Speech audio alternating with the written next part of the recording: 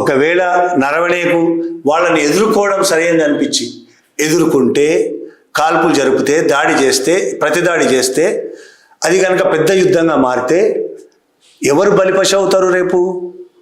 అమెరికాతో, పాకిస్తాన్తో అయితే పెద్ద పట్టించుకోరు. చైనా అక్కడ ఉన్నది, అతి పెద్ద బలమైన దేశం. అది యుద్ధం జరిగితే ఏం జరుగుతుందో కూడా తెలియదు. అప్పుడు నరవణే ఇరుక్కుంటాడు. అట్లని కాల్పు జరపొద్దని నరవణే చెప్పగలడా? కాల్పు జరపొతే వాళ్ళు మన బార్డర్ను ఆక్రమించేసి ముందుకు వచ్చేస్తారు, మన వాళ్ళని చంపుకుంటూ ముందుకు వచ్చేస్తారు. అలా ఇరకాటంలో నరవణేని తనను పడేశారని ఆయన రాస్తాడు. అంటే ఇక్కడ మోడీ కానీ, రాజ్నాథ్ సింగ్ కానీ, రావత్ కానీ, జయశంకర్, ఎవరైనా మిగతా వాళ్ళందరూ మంత్రులు, అధికారులతో, ఉన్నతాధికారులతో సహా ఒక్కళ్ళు కూడా కనీసమైన చర్యలు తీసుకోవడానికి ముందుకు రాకపోవడం, కనీసం సరైన స్పందన లేకపోవడం. వాళ్ళు చైనా అంటే వాళ్ళు భయపడుతున్నారా? లేదు, చైనా మీద నిర్ణయం తీసుకునే శక్తి వాళ్ళకి లేదా?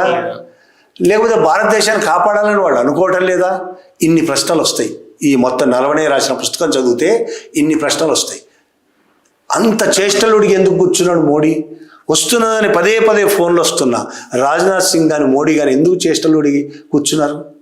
ఈ దేశంలోని ముస్లింలను, నక్సలైట్లను, ఇంకెవరినో అయితే వెంటనే బుల్డోజర్లను పంపి ఇల్లు కూల్చేయడం, నక్సలైట్ల మిలిటరీని పంపి నక్సలైట్లను చంపేయడం చాలా ఈజీ కదా. చైనా విషయంలో ఎందుకో అంత భయపడుతున్నారు? ఎందుకు వీళ్ళు అంత భయపడే పరిస్థితి ఎందుకు ఉంది? కనీసం వాళ్ళు వస్తుంటే ఎదుర్కోండి అనే ఆదేశాలు కూడా ఎందుకు ఇవ్వలేకపోయారు? నరవణే రాసిన పుస్తకం తర్వాత ఖచ్చితంగా పుస్తకం బయటకు వస్తే దీని మీద చాలా పెద్ద ఎత్తున దేశవ్యాప్తంగా చర్చ జరుగుతుంది.